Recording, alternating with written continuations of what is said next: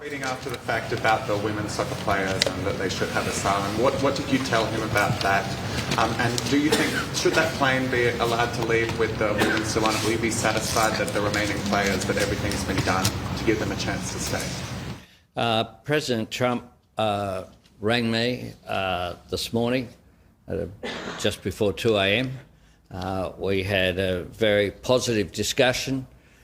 He was concerned about the Iranian women in the soccer team and their welfare and their safety if they returned home. He conveyed that to me. I was able to convey to him the action that we'd undertaken over the previous 48 hours, and that 5 of the team had asked for assistance and had received it and were safely located. I informed him about Minister Burke and his hands-on work in this area as well. Assistance remains available for the other members of the team, but it of course is a decision for them. If they make a decision to ask for support, they will receive it. Given Iran's actions in Australia in the past, are you concerned that this move will cause any kind of reprisal attacks here in Australia from Iran? Iran is a state that has engaged in terrorism here before and is engaged in sponsoring terrorism around the world. One of the objectives here, along with Iran not obtaining a nuclear weapon, is stopping Iran being a source of violence and terrorism around the world. And we are acting in support of our friends in the Gulf states. There's been no attack from the UAE against Iran, and yet Dubai Airport, civilian and tourist areas have been targeted by a regime consistent with the way that they have behaved for the last 37 years. Phil?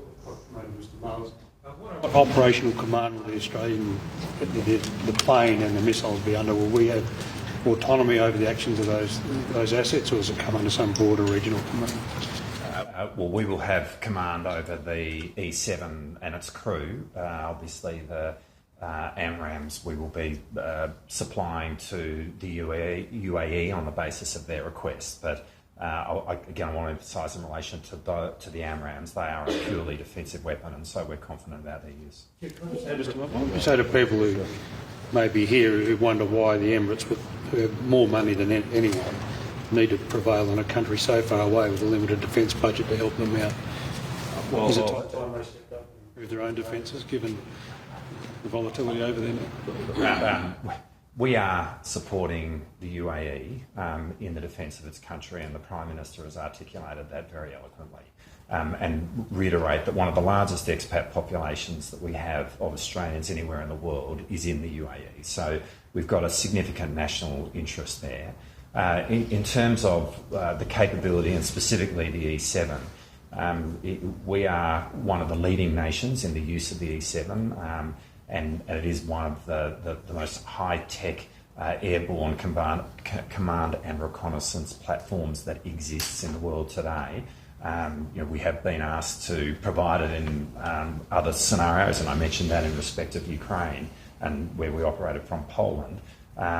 It's not a surprise to me that there's been this request, and this is a significant contribution that we can make, and we're proud to make it.